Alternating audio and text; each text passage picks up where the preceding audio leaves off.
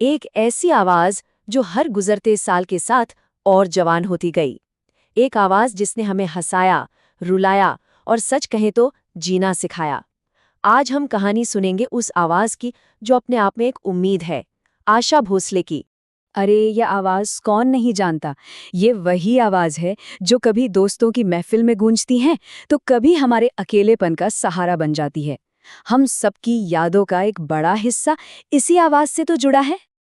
लेकिन एक मिनट, इस खनकती खिलखिलाती आवाज के पीछे जो संघर्ष है, जो दर्द छिपा है, क्या हम उसके बारे में जानते हैं? वो कौन सी लड़ाई थी जिसने इस आवाज को फौलाद बना दिया? तो चलिए आज पर्दे के पीछे चलते हैं और उस कहानी को जानते हैं।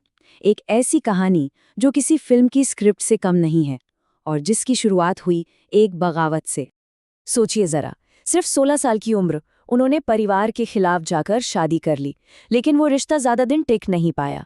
करियर की शुरुआत भी कुछ खास नहीं थी।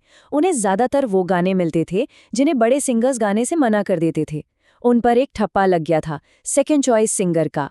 एक वक्त तो ऐसा भी आया जब उनके पास लगभग कोई काम ही नहीं था। लेकिन वो टूटी नहीं, रुकी भी नहीं, और फिर एक दिन एक ऐसा गाना आया जिसने सब कुछ बदल दिया, पूरा इतिहास ही बदल दिया। और ये सिर्फ एक गाना नहीं था, ये एक तरह का ऐलान था।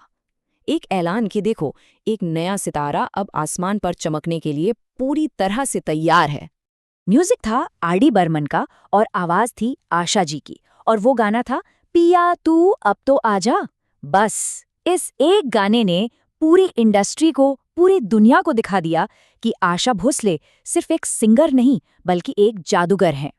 इस गाने के बाद तो जैसा कि कहते हैं, उन्होंने कभी पीछे मुड़कर नहीं देखा। अब दुनिया उनकी कला की, उनके जुनून की दीवानी होने वाली थी। जरा इस नंबर को देखिए, 12,000 से भी ज्यादा गाने। ये एक वर्ल्ड रिकॉर्ड है जो उन्हें दुनिया के सबसे ज्यादा गाने रिकॉर्ड करने वाली आर्टिस्ट बनाता है। ये सिर्फ एक नंबर नहीं है, ये उनके जुनून की कहानी है। कभी कभी तो वो एक एक दिन में 10 से 12 गाने रिकॉर्ड कर लेती थीं। क्या हम इस लेवल के डेडिकेशन की कल्पना भी कर सकते हैं? और उनकी सबसे बड़ी ताकत थी उनकी आवाज का जादू। वो जिस भी एक्ट्रेस के लिए गाती थी ना, बिल्कुल उसी की आवाज बन जाती थी। हेलेन के लिए एकदम मॉडर्न और एनर्जेटिक, तो रेखा जी के लिए उतनी ही गहरी और क्लासिकल। और श्रीदेवी के लिए एकदम चुलबुली और शरारती। शायद इसीलिए उनका हर गाना आज भी इतना फ्रेश लगता है। उनके जुनून का अंदाजा इस एक बात से लगाइए। एक बार एक गाने की रिकॉर्डिंग चल रही थी और वो थकान की वजह से बेहोश हो गई। सब घबरा गए, लेकिन कुछ ही मिनटों में वो उठी, पानी पिया और कहा, चलो गाना पूरा करते हैं। ये कोई आम बात नहीं है, ये काम के लिए दीवानगी है। तो ये तो थी रिकॉर्डिंग स्टूडियो की कहानी। चलिए अब स्टूडियो से बाहर निकलते हैं और उनकी जिंदगी के कुछ और दिलचस्प पन्नों को पलटते हैं।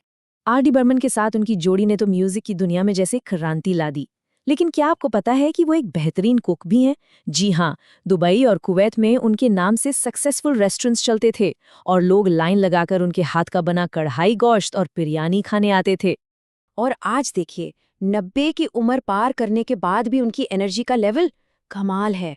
वो आज भी म्यूजिक में एक्टिव हैं, इंटरव्यूज देती हैं और कभी-कभी तो स्टेज पर ऐसा समा बांधती हैं कि सब देखते रह जाते हैं। तो आशा भोसले की कहानी सिर्फ सुरों और ताल की कहानी नहीं है। ये उस हिम्मत की कहानी है, उस जज्बे की कहानी है जो कभी हार नहीं मानता।